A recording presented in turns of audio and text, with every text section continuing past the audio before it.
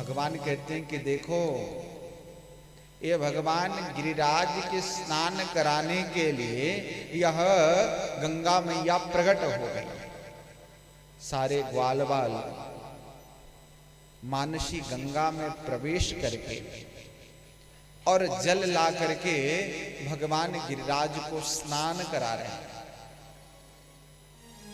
अनेक रत्नों से भगवान गिरिराज का अभिषेक करते हैं। दूध दही घी से भगवान गिरिराज का अभिषेक हुआ, षोडशोपचार पूजन हुआ। भगवान बालकृष्ण महाप्रभु मंत्र बोलते हैं और जितने भी ग्वाल बाल मैया यशोदानंद बाबा सब पूजन करते हैं। आज भगवान अपने ठाकुर के पुजारी बन गए। भगवान बालकृष्ण महाप्रभु के आराध्य भगवान गिरिराज जैसा जैसा सबको बताते हैं वैसा ही सारे के सारे गोप मंडल गोपियां वैसा ही आचरण करते हैं। भगवान कहते हैं कि देखो, अब तुम लोग जितने भी व्यंजन बना के लाए हो ना, मेरे ठाकुर जी को दे दो खाने के लिए। सभी लेकर के भगवान गिरिराज के सामने रखते हैं और जैसे ही रखते हैं तो भगवान गिरिराज का मुख बड़ा विशाल है। जैसे ही 56 भोग रखा, ठाकुर अंदर ग्रहण कर लिए। सारे ग्वाल बाल बड़े आश्चर्य में पड़ गए कि कन्हैया, अरे तुम्हारा भगवान ने तो अद्भुत कर दिया। आज तक तो हम सब जिस ठाकुर की पूजा करते थे उसके सामने रख देते हैं तुलसी डाल करके, तो उसमें से तो कुछ कम भी नहीं होता है, लेकिन तुम्हारा भगवान लगता है बहुत दिन के भूखे हैं।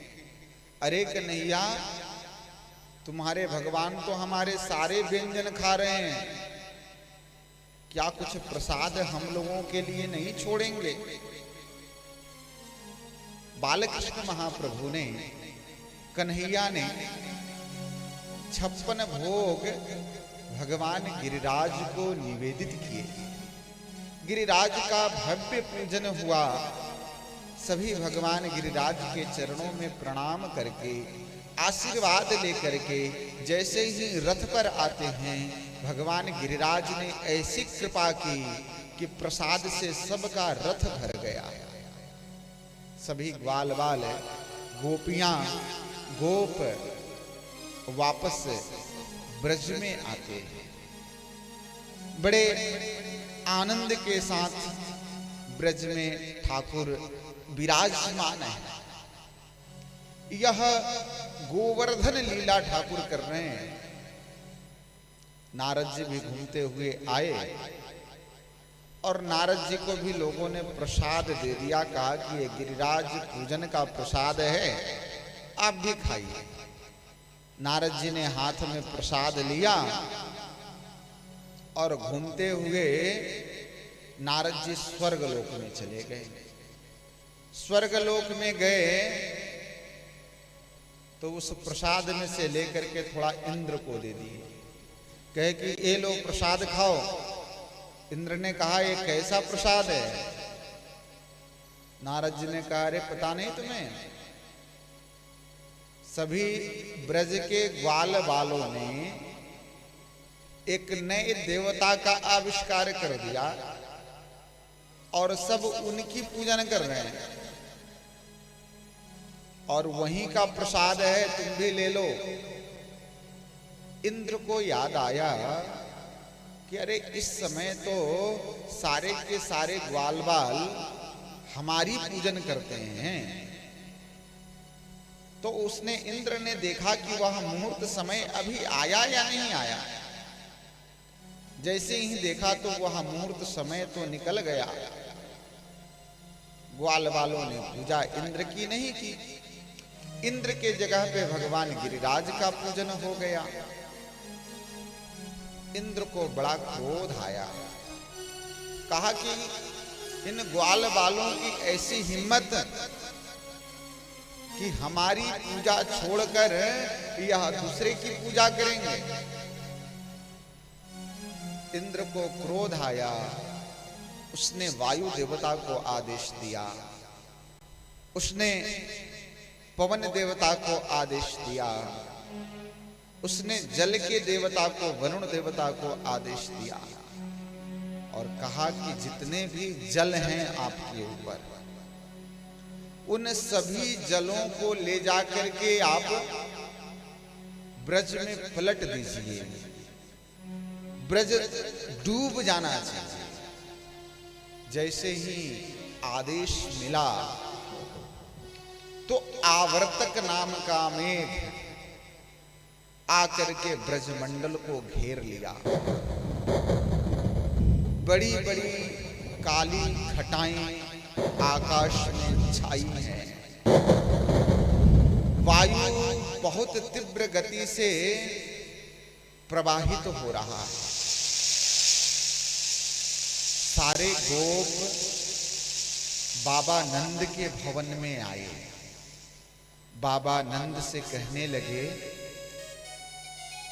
कि बाबा ये बहुत बड़ा अनर्थ हो गया, हम सब ने इंद्र की पूजा नहीं की और इंद्र क्रोधित हो गया, उसी का परिणाम है। अब देखो, अब तो हम सब इंद्र के कोप से नहीं बचेंगे। इंद्र ने वृष्टि करना आरंभ कर दिया। ऐसी वृष्टि हुई, सभी ग्वाल बाल गोपों को लगा कि अब तो इस जल में हम डूब जाएंगे, बचेंगे नहीं। बड़े चिंतित हो गए। बाबा नंद ने कन्हैया से कहा कि कन्हैया देख ये क्या हो गया, इंद्र बड़े कुपित हो गए।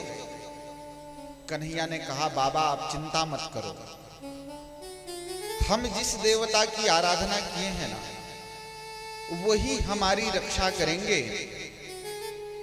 आओ हम सब चले उनकी शरण में। सबको लेकर के भगवान बालकृष्ण महाप्रभु गिरिराज की शरण में पहुंचे हैं और भगवान सबसे कहते हैं कि तुम सब हाथ जोड़कर प्रार्थना करो कि हे गिरिराज महाप्रभु, आप हम सब की रक्षा करें, हम सब आपकी शरण में हैं। जैसे ही इतनी प्रार्थना करते हैं, सबके सब आंख बंद करके भगवान बालकृष्ण महाप्रभु अपने दाएं हाथ की कनिष्ठिका अंगुली के ऊपर क्षण भर में ही देखते देखते 7 कोस के गिरिराज पर्वत को उठा लेते हैं। बोलिए गिरिराज धरण भगवान की जय। भगवान जैसे ही गिरिराज को उठाते हैं, उसी समय भगवान का एक नाम गिरिराज धरण पड़ गया। देवता इस दृश्य को देख रहे हैं। सारे ग्वाल बाल गोपियां, जितने भी गाय बछड़े, सब उस 7 कोष के गिरिराज के नीचे ऊपर भगवान गिरिराज ठाकुर जी के हाथों में, नीचे ग्वाल बाल गोपियां, गौ माताएं, सब के सब। भगवान बालकृष्ण महाप्रभु की बड़ी अद्भुत और अनुपम छवि है। भगवान पीतांबर धारण किए हुए हैं, उनके कमर में बंसी लगी हुई है। भगवान त्रिभंगी रूप में खड़े हैं। ठाकुर का बायां हाथ कमर पे है और दाएं हाथ के एक अंगुली पर गोवर्धन पर्वत को धारण किए। सारे ग्वाल वालों को बुला करके ठाकुर उसके अंदर इंद्र के प्रकोप से बचाने के लिए अंदर कर लेते हैं। 7 दिन तक इंद्र के द्वारा अतिवृष्टि हुई। 7 दिनों तक सारे ब्रजमंडल के लोग भगवान गिरिराज के नीचे इंद्र के प्रकोप से बच रहे हैं। भगवान का ऐसा अद्भुत रमणीय स्वरूप है कि जितने भी वहां ग्वाल बाल गोपियां हैं ठाकुर के स्वरूप को देखकर मोहित हो गई। अद्भुत ठाकुर गिरिराज धरण के स्वरूप है। ग्वाल बालों ने कहा, कन्हैया तुम्हारी अंगुली पे इतना बड़ा पर्वत है, तुम थक गए होगे। कन्हैया तुम ऐसा करो कि थोड़ी देर तुम विश्राम कर लो, हम सब अपने डंडे को लगा करके थोड़े देर तक इस गिरिराज जी को हम लोग अपने डंडे के सहारे धारण करके रखेंगे।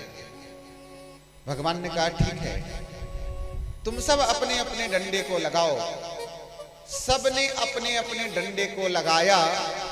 भगवान ने कहा देखो मैं अपना हाथ हटा रहा हूं।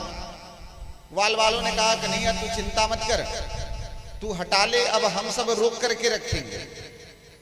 भगवान जैसे ही अपने हाथ को नीचे हटाते हैं, भगवान गिरिराज में इतना भार है कि ग्वाल बालों के डंडे चटकने लगे।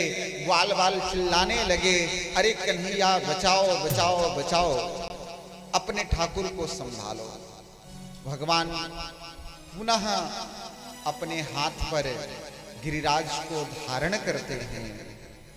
इंद्र का जब जल खत्म हो गया, वृष्टि खत्म हो गई, भगवान महर्षि अगस्त को मन ही मन संदेश भेजा कि ब्रज में जितने भी जल वर्षे हैं ना, महर्षि आप आकर के इस जल को पी जाइए।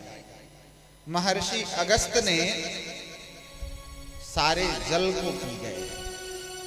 ब्रज एकदम सूखा है,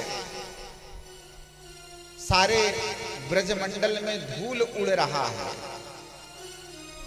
सारे ग्वाल बाल भगवान गिरिराज के चरणों से निकल करके अपने अपने घर में, अपने अपने भवन में बड़े आनंद के साथ हैं।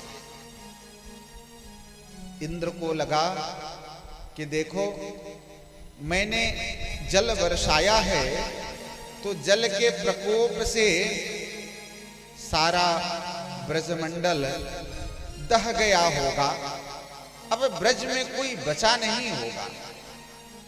इंद्र निरीक्षण करने के लिए उसने भेजा कि जरा जाकर के ब्रजमंडल का पता लगा करके आओ कि ब्रजमंडल की क्या स्थिति है।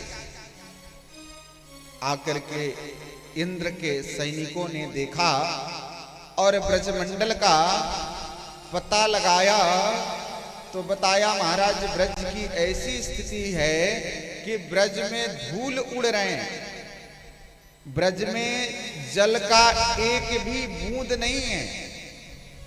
इंद्र बड़ा परेशान हो गया कि मैंने तो सारे के सारे जल वर्षा दिए, लेकिन ब्रज का कुछ भी नहीं बिगड़ा। इंद्र जब आंख बंद करके देखता है तो साक्षात भगवान चतुर्भुज नारायण का दर्शन होता है और वह नारायण ब्रजमंडल में बालकृष्ण भगवान के रूप में अवतीर्ण होकर के आ गए हैं। इंद्र को लगा कि मैंने ठाकुर का बहुत बड़ा अपराध कर दिया, यह अपराध मुझसे बहुत बड़ा हो गया,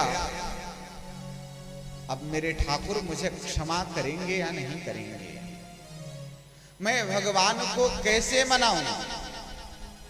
इंद्र ने नारद जी से पूछा कि मैं ठाकुर को मनाने का उपाय क्या है। यदि भगवान भक्त से कोई अपराध बन जाए तो ठाकुर कैसे भक्त से मानेंगे। कहा कि तुम चले जाओ ब्रजमंडल में, और भगवान को गौ माता अत्यंत प्रिय है, तुम अपने साथ गौ माता को लेते जाना। इंद्र सुरभि गौ माता को लेकर के आया है और भगवान के सामने गौ माता को खड़ा कर दिया और इंद्र साष्टांग दंडवत लेट गया। कहा, प्रभु मुझसे अपराध बन गया, हे ठाकुर मुझे क्षमा कर दीजिए। भगवान ने इंद्र के अपराध को क्षमा किया है। भगवान के शरण में जो भक्त आ जाता है, भगवान उससे अभय दान प्रदान करते थे।